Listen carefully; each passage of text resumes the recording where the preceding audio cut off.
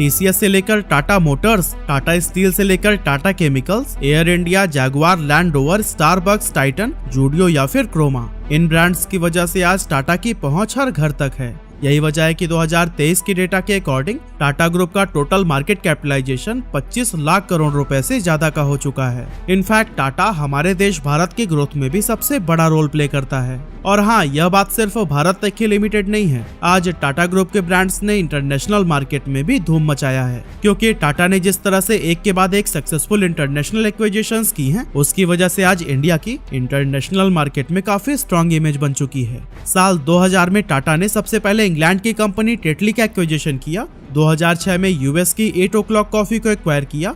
यहाँ तक कि 2008 में जैगुआर लैंड रोवर को भी अपने नाम कर लिया। अब हो सकता है कि आप में से काफी सारे लोगों को इन एक्विजिशंस के बारे में पहले से ही पता हो, पर शायद आप यह नहीं जानते होंगे कि लक्मे जो आज हिंदुस्तान यूनिलीवर के अंडर आती है, वो एक समय टाटा की ही ब्रांड हुआ करती थी। लेकिन 1998 में टाटा को मजबूरन इसे बेचना पड़ गया। पर अब सवाल उठता है कि एक ऐसा कॉस्मेटिक ब्रांड जो पूरे इंडियन मार्केट पर अपना कब्जा जमाए हुए था और जिसे टाटा साल दर साल सक्सेसफुली रन कर रही थी, अचानक से ऐसा क्या हुआ कि टाटा को इसे बेचना पड़ गया? और क्या रीजन है कि मैंने थंबनेल में यह लिखा है कि बिजनेस से कभी दिल न लगाना? सब कुछ डिटेल में जानेंगे आज की इस वीडियो में। तो दोस्तों, हमारी कहानी की शुरुआत होती है साल 1947 से, जब देश ने आजादी का स्वाद चखा था। पर बात जब स्किन केयर प्रोडक्ट्स की आती है तो हम अभी भी विदेशी कंपनीज पर ही निर्भर थे।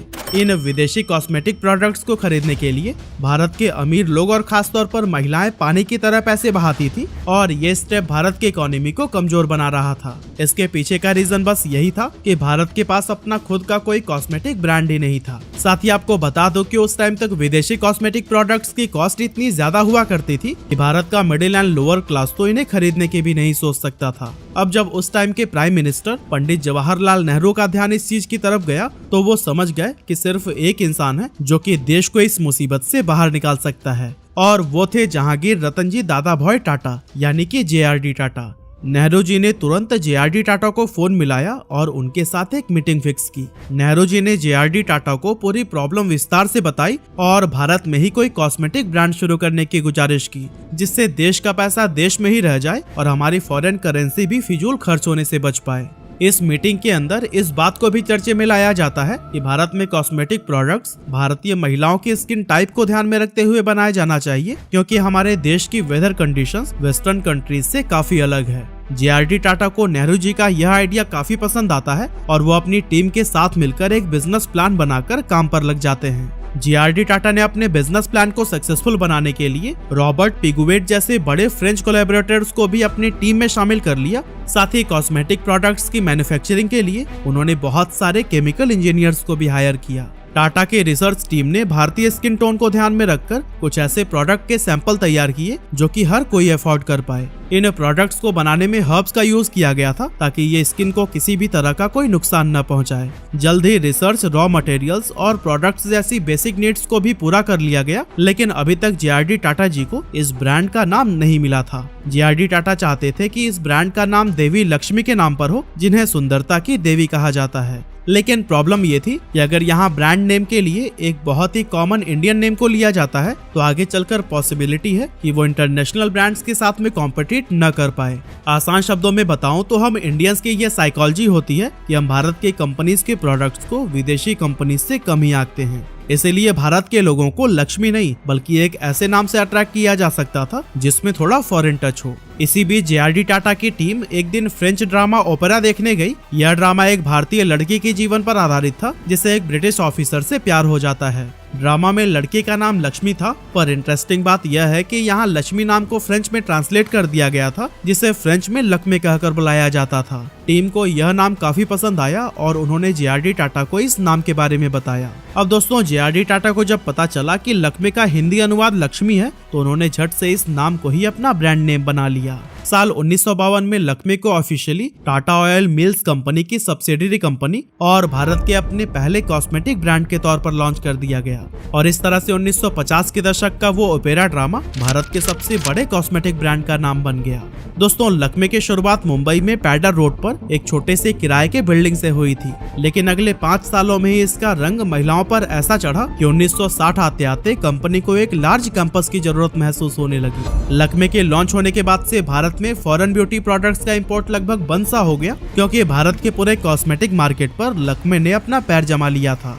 अब ये ब्रांड बनकर तैयार तो हो गया था और लोगों को ये काफी पसंद भी आ रहा था, लेकिन किसी भी ब्रांड को मैदान में लंबे समय तक टिके रहने के लिए और उसे बड़ा बनाते रहने के लिए उसकी डीप नॉलेज होनी काफी जरूरी होती है। और इसीलिए JRD टाटा जी ने लक्मे की जिम्मेदारी सिमोन टाटा को दे दी, जो कि रतन टाटा जी की स्टेप मदर हैं। और इस तरह से 1961 में सिमोन टाटा को लक्मे का मैनेजिंग डायरेक्टर बना दिया गया।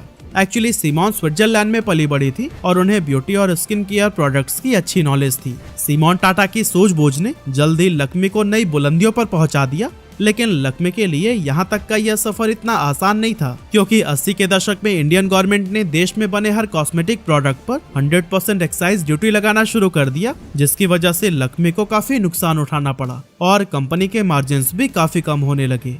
अब इस प्रॉब्लम के सोल्यूशन के लिए सिमोन ने उस टाइम के finance minister doctor Manmohan Singh से मुलाकात की, जिसमें उन्होंने इस बात को रखा कि कॉस्मेटिक प्रोडक्ट डिजायरेबल प्रोडक्ट की कैटेगरी में आता है, ऐसे में इन पर 100% टैक्स कंपनी को सिर्फ और सिर्फ घाटे में ही लेकर जाएगा। और दोस्तों, इस बात पर मनमोहन सिंह ने सिमोन से कहा कि अगर आपको ऐसा लगता है कि ये 100% एक्साइज ड्यूटी सही नहीं है, तो फिर आप देश के और लोगों, इनफैक्ट महिलाओं से सिग्नेचर कराकर ले आइए, ताकि हम इस पर अपनी राय को बदल सकें।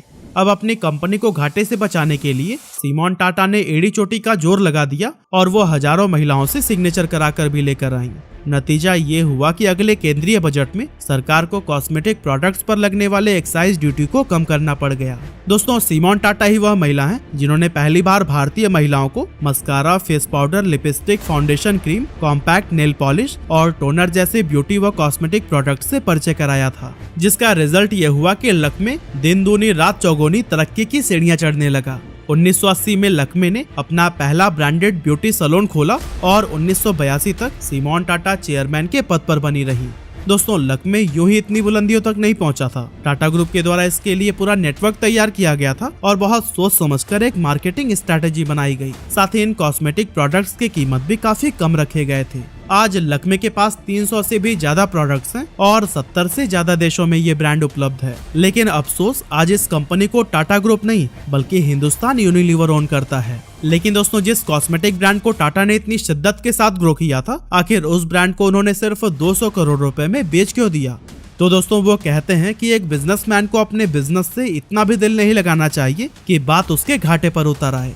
और लक्मे को बेचना भी टाटा ग्रुप की इसी शानदार बिजनेस स्किल का एक एग्जाम्पल था। जिस समय लक्मे टाटा ग्रुप की झोली में था, तब ये उन्हें अच्छे प्रॉफिट्स दे रहा था, लेकिन टाटा ग्रुप को ये बहुत पहले समझ आ चुका था कि मार्केट में अब आगे काफी कंपटीशन आने वाला है और अगले कुछ समय में लक्मे उनके लिए सिर्फ और सिर्फ घाटे का सौदा साबित होगा। इसीलिए टाटा ग्रुप पहले तो 1996 में हिंदुस्तान यूनिलीवर को लक्मे के 50% शेयर बेचता है और फिर 1998 में 200 करोड़ की कीमत पर अपना बचा हुआ 50% भी हिंदुस्तान यूनिलीवर को बेचकर लक्मे से बाहर निकल जाता है।